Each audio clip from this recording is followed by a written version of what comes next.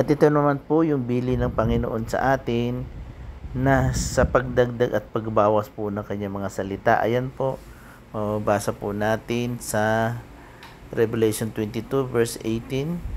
Sabi niya, "For I testify unto every man that heareth the word of the prophecy of this book, if any man shall add unto these things, God shall add unto him the plague that are written in this book." Ayan, yan, plague po. Mga salot po yan, o mga sumpa na kung dadagdagan at babawasan po ay madadagdag po sa atin. Kaya yan po, paalala ko po, magbasa po tayo ng tamang Biblia. King James po, or yung ang Biblia po na inisyo noong 1905 po.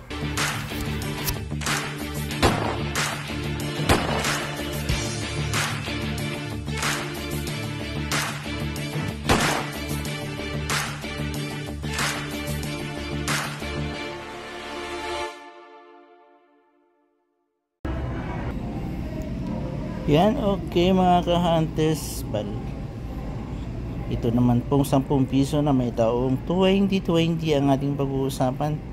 Ayan, pare-parehas po ang taon yan. Yan, 2020. Yan. Okay. Nakikita niyo po ba kung anong pagkakaiba ng apat na to? Isa po dyan ay kakaiba.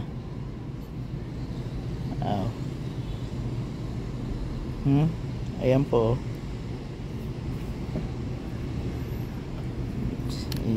Isa-isahin po natin, focus po natin na.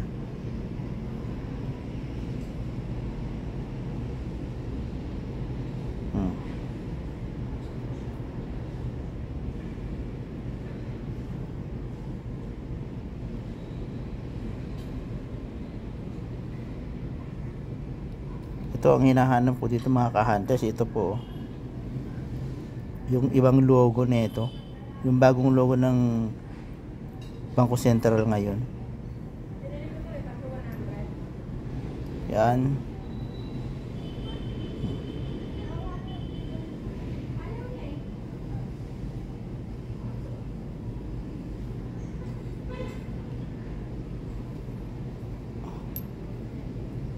Pare-parehas po, no? Ayan po, 2020.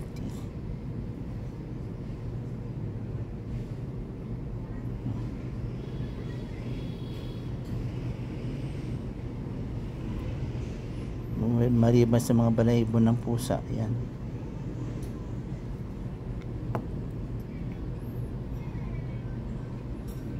Pare-parehas po, 2020. Pero alam niyo po ba, may yung isa po dyan ay kakaiba po.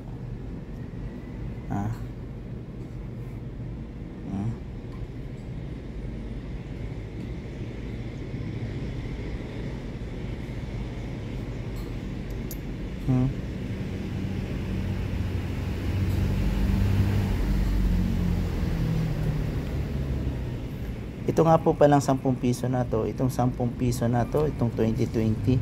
Ito po ay hindi na po natin masasabi sa kasalukuyang hard to find. Kasi marami na pong naglalabasan nito. Ayan po, mga isinukli lang po sa akin ito. 2020.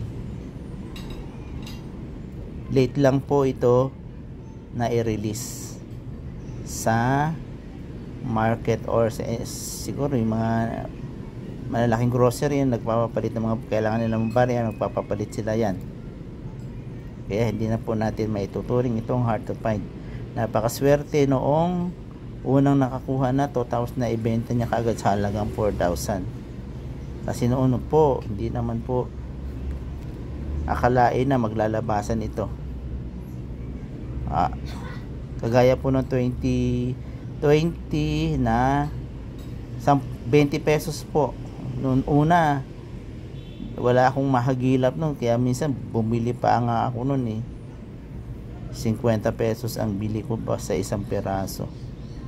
Pero ngayon napakadami na po. Ganito rin po yan mga ka-hunters. naka-hold lang po yan sa mga bangko, at pag naubusan po ng mga barya, ito po ay unti-unti ding inilalabas.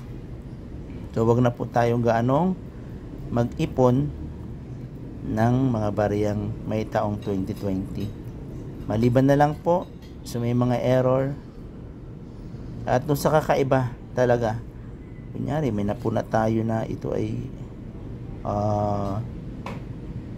tawag dito frosted, yung ganito po napuna natin na medyo ganito po yung likod niya, yan may parang may mga mapuputi-puting kumikintab na ganyan, yan yun po pwede po nating itabi.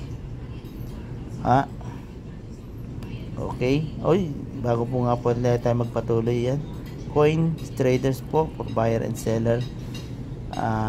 Pwede po kayo dyan mga ka-hunters, sa mga hindi po, sa mga nais pong magbenta, kung marami kayong hawak na coins dyan po, pwede nating ibenta yan, pwede nating i-post yan po ay nakalink sa iba't ibang Facebook page, coin traders for buyer and seller. Malay nyo po, hindi naman po natin masasabi kung may value nga ba ang perang ating hawak. Malay nyo magustuhan, di ba? Hindi naman po natin masasabi yan na hindi walang bibili. Hindi, kaya nga po tayo nagbebenta, nagbabaka sakali po tayo doon. Okay po, ayan. Muli, may nakita po ako mga ka-hunters, baka sakasakaling meron kayong ganitong pera, yung siraunang pera po. Actually, hindi naman po talaga ito pera. Pero ito po, parang dahil kulang sa imprenta ng pera noong araw, tawag dito. Kasi siyempre, parang, ewan ko, nasa gera yata tayo, kasalukuyan nasa gera nun. Kaya hindi nakapagawa ang ating pamahalaan o nakapagpagawa ang ating pamahalaan ng paper bill. Ito po may nakita po ako, ayan po. Tingnan nyo po, baka sakaling meron po kayo. Ayan, Philippine Bank of the Philippine Island. Yan, PMG, Paper Money Guarantee. And sign D. Garcia Borromeo. Very fine. Ito may ito pa rin grado po. Printer US BEP. I don't know kung ano po yan. Ito po may halagang 200. Nung araw magkaroon po kayo ng ganitong pera, napaka taas na po nito, napaka valuable na po to, siguro mga hindi lang 1,000 ang halaga nito ngayon. Yan po, halagang 200. Ito may halagang 200 pesos po. Peppermint, i-scroll po natin, tingnan po natin yung reverse nya. Ayan, ito po yung reverse nya. Yan po yung makikita natin. Okay, yan po yung mga nakasulat sa baba. Ayan, oh. Ito ay may taong na 1928. Bank of Philippine Island, 200 pesos. PMG, very fine. Ang kanya po, ang grado, yan, net number 21 banknote. Yan po si Fred 1252 po yung siyang nagbebenta nito. At may, ayan. Okay po. Magkano niya po ba binebenta yung ganito pa? Kasi 1928, ilang taon na po ito. Year 2000 na ngayon. Sobrang tagal na po. Yan, 388,000 pesos.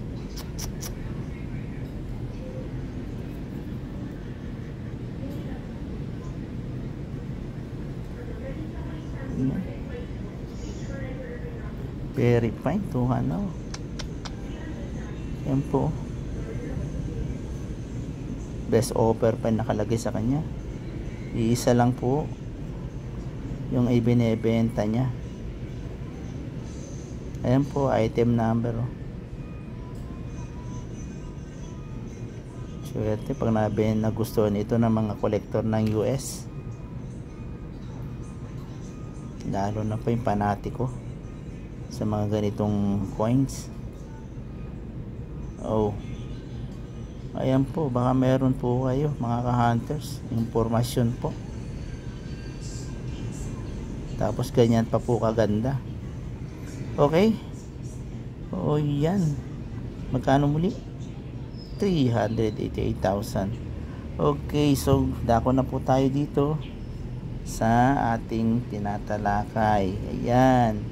Oh, papakita ko na po sa inyo ang iba sa apat na ito. Ayan. Tingnan po natin yung overs niya.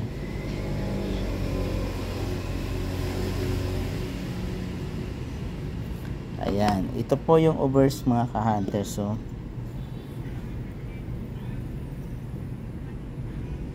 focus ko na.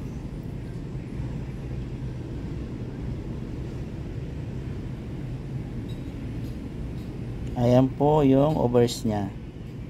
Sa mata po, nagkaroon po siya ng double punch po.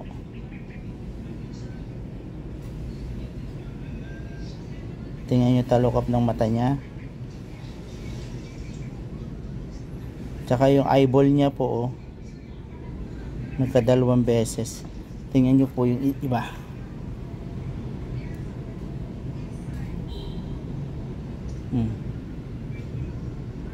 Yan po yung normal niyan.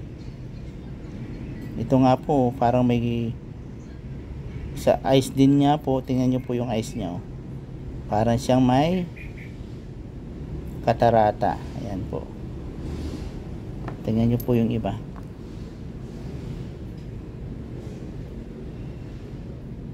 Parehas lang pala doon sa kwan. Tingnan ko ditong isa.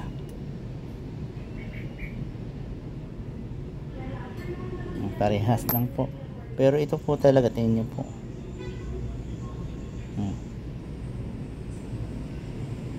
Yung wrinkle sa mata, oh, tingnan nyo, dumami. Ikan po natin dito sa hindi gano'ng makita pa ganyan.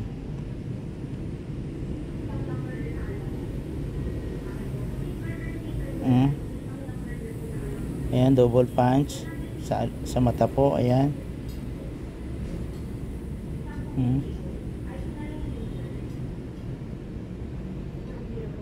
Ayan po.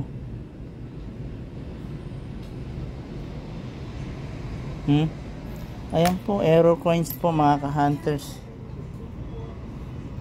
Ayan, ito po yung may error.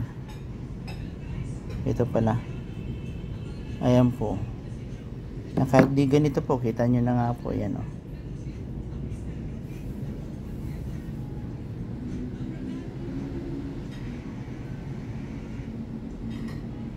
Oh, ayan mga ka-hunters po. Sana maka-hunter din po kayo ng mga ganyang coins. Okay, yan. Maraming pong salamat mga ka-hunters sa inyong patuloy na pagsubaybay sa aking mga videos. Naway ingatan po kayo ng Panginoon at ang inyong pamilya. God bless po. At yun, paalala ko muli, magbasa po tayo ng Biblia. Araw-araw na sa ganun, hindi man tayo makakuha o makakita ng mga rare na coins na mga hinahanap natin. Malay nyo po, sa ating pagbabasa ng Biblia, makatagpo po tayo ng mga hinahanap natin. Hindi po imposible mga ka-hunters. Okay po, bye-bye po. God bless.